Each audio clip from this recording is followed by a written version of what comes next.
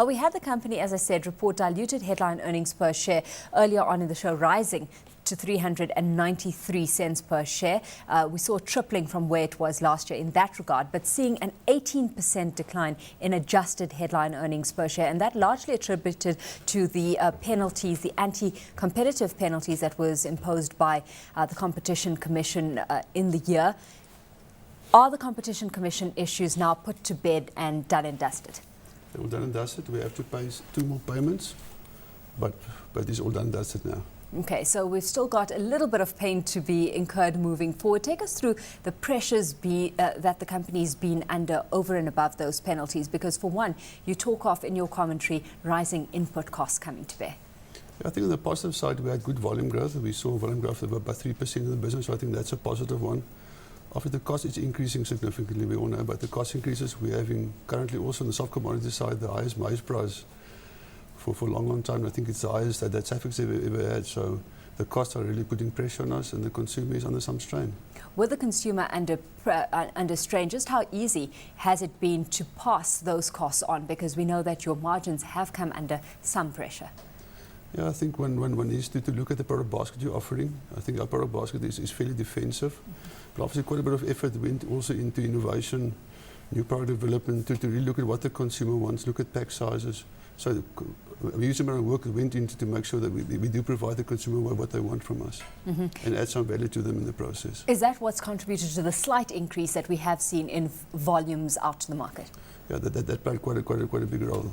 Okay, let's take a look at the scenario, because it really forces your company nevertheless to focus on continuing efficiency plans and cost containment. What stride are you making in that regard? I think if you look at our cost base, very much under control. Our cost base increased by about 7%. If you deduct about 3% volume gain, I think our cost increased by significantly below inflation. So I think quite a bit of work has been done in that environment. But we've also made some big investments for future growth. We invested in the biscuit plant.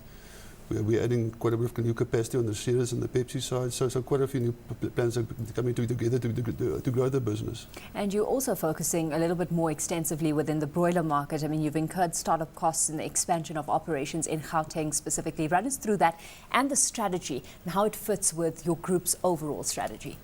Yeah, I think growth is always very, very important to us, and we've made huge investments in the past to grow the business. We were in the breakfast in the broiler environment only in the Western Cape, and we just think the future is for meat is in broiler environment. So we need to be national. Take us through the trading environment there. I mean, you mentioned a competitor activity in the fruit concentrate mixture category, and that added to margin pressure. Overall, though, what kind of competition do you face in the areas in which you're operating in? Yeah, I think obviously competition is always rife. We have new entrants in quite a few of the categories we do play, and breakfast cereals is one.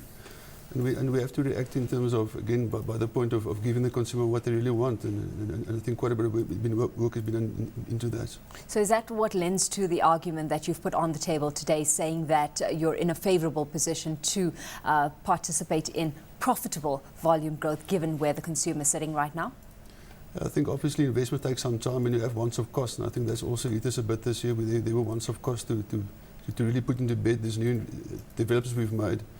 But we're already seeing, we'll be a few months in new financial year, and we've seen some good numbers coming out, so we're very happy with that. So outlook for the year ahead? I think it's going to be challenging, but I think we have some plans in place that's been coming for some time, and that will help us for the new year. So we're very positive.